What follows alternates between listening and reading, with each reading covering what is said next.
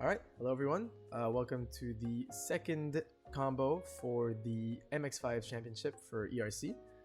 Tonight is going to be MX5 and Summit Point. Honestly, I really like this combo. Feels really nice. The MX5 feels like the perfect speed for this track. Almost feels like driving a kart. Most corners you can actually take flat out. Most high-speed corners. So yeah, overall, very nice combo. So let's get into it.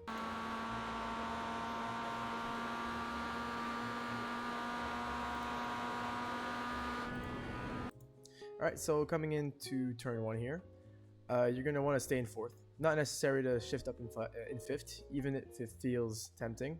Not necessary. I come and find my braking point around midpoint between the 3 cones and the 2 cones. So around 2.5. Feels good. You could go deeper, but at that point you're going to be dealing with maybe a bit of understeer, or you're going to overshoot. So playing it safe would be around where I'm starting. You're going to come and hit around 90% here. You can brake pretty hard, surprisingly. You're not really at chance of locking up at the speed you're going. Just try to trail brake as much as possible to diminish that chance of locking tires. So coming in here, we're gonna brake straight for a little bit to kill up as much speed as possible. So all the way to this first cone, we're still going straight. Almost still at the same brake pressure too. Afterwards, we're gonna come and diminish the brakes slightly, trail them off.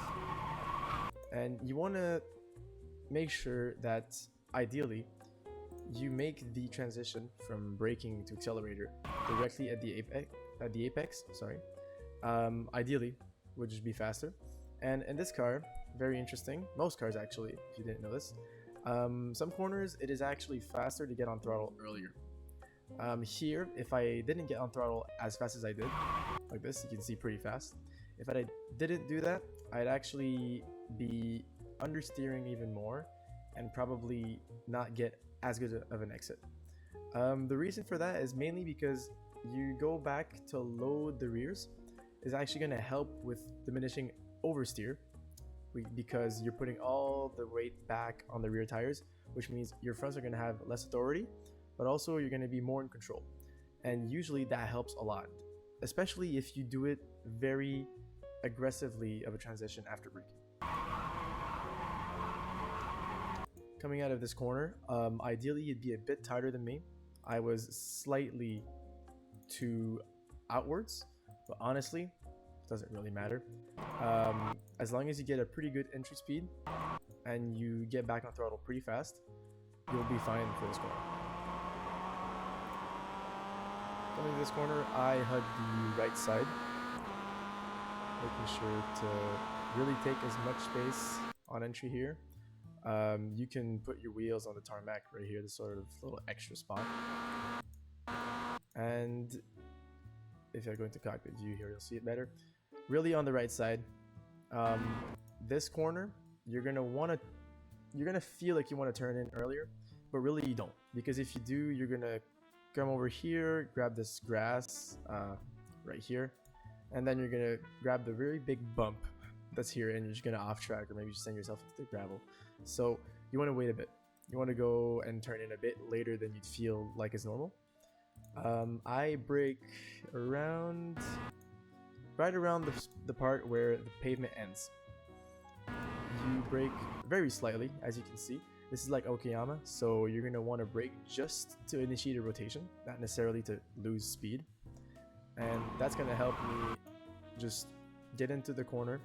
And like you can see, I entered pretty late, but that's going to allow me to, first of all, just get a better line, not grab too much of the bump, stayed on the track, then grab the grass.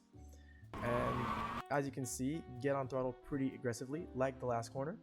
That's going to diminish oversteer and help get a better exit and better steer. Make sure not to grab the sand here. If you do, it's going to slow you down a lot, and you might also get a slowdown.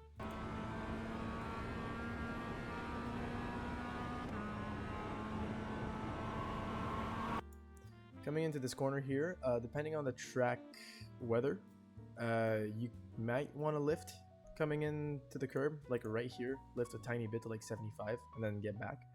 My settings were pretty dry, so it was fine, but just keep that in mind.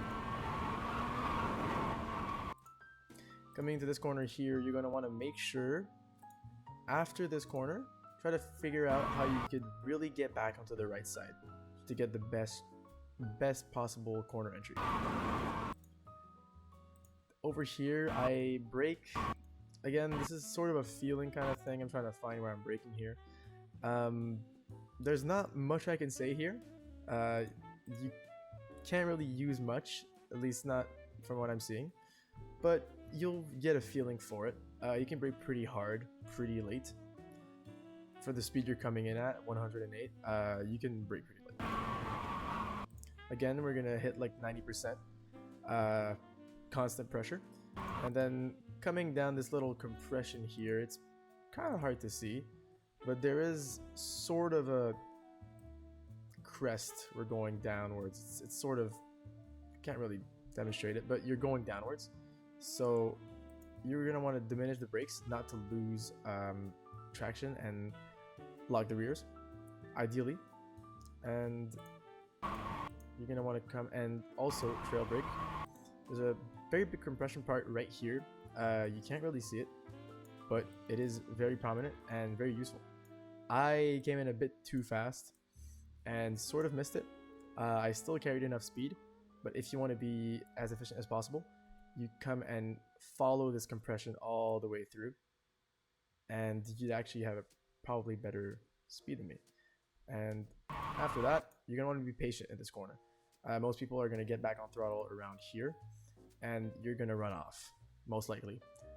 The corner is pretty tricky, so you're gonna wait a bit, and when you start to feel like you're coming to the end of the compression, now's the time to get back on throttle. Ideally, you get a good exit, but you sacrifice the exit here too, because this combo is very tricky. This is turns 5 to 9. If you mess up anywhere in this combo, you're gonna feel it throughout the entire track. It's very hard. This combo, this sort of whole complex is very complicated, so you need to make sure that you nail everything, but you'll get used to it. So coming in here, you're gonna want to sacrifice, so don't go here. Try to stay in the middle and get back to the left if you can. You're gonna coming in brake. I use this sort of like damaged asphalt as my reference point. Pretty useful. Ideally, you'd also not do what I just did, which is getting on the brakes while you're still on the accelerator. That's just inefficient. But anyways, again, might not be able to see it very clearly, but there is compression, very slightly. But if you manage to put your right wheels directly on the white line, you'll actually feel the benefits. So what I mean by that is your right wheels directly on this white line. You'll feel it when you do it. It's very fast, even though you don't see it from the outside, but it is very useful. Again, trail brake, can't say it enough. You're gonna want to, and very slight brake pressure here. You're gonna trail off pretty fast. And again, like most of the corners I said, getting back on the accelerator aggressively is gonna help with just getting a better sort of maneuvering coming out the corner.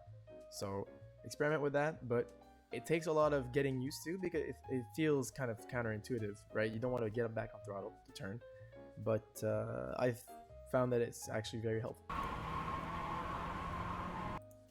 Again, this corner, some people like to take it wider. You could, but you also have to keep in mind that this complex right here, I like to grab the bump over it, because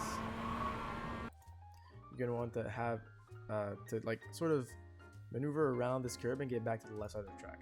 So ideally what you could do is over here, be a bit more on the left, grab this curb right here. You could kind of pass like this without going off track, and then you'd get a pretty good entry for this little final part of the complex. You could grab the curb here, but be careful of this grass right here. That can spin you out pretty easily. So I'd rather be safer than faster in this particular corner. You're gonna want to put yourself to the left if possible. Not that important here because you have a lot of grip and again, very slight compression, but it helps a lot in this part. So you can be flat out pretty much. As you can see here, I'm flat out the whole way and I'm at the middle of the track. So if you got a better entry than me, you could probably carry a lot more speed. But flat out the whole way through. Use as much of an exit as possible. Afterwards, I stay in 4th gear here, so 4th gear all the way. And I'm gonna use this sort of patch, like this sort of, I guess you could say, damaged grass again. There is damaged grass all around, but right here, so like more withered away. So right before you reach that, I hit the brakes pretty hard, but very briefly. You can see I trail them off pretty fast. I'm not even near, like nowhere near the curb, but I'm still getting back on throttle because this corner is so wide and long and this car is so slow. You can just not flat out, but you can get back on throttle very early. Use the full exit if you can. Ideally, you can go all the way to the sand, but no more, because when you start grabbing the sand, you just slow yourself down and maybe get an off track. And then that's it. So that's the whole track guide. So if you have any questions, I'll be in the ERC Discord for more questions, and that's about it. So see you next week.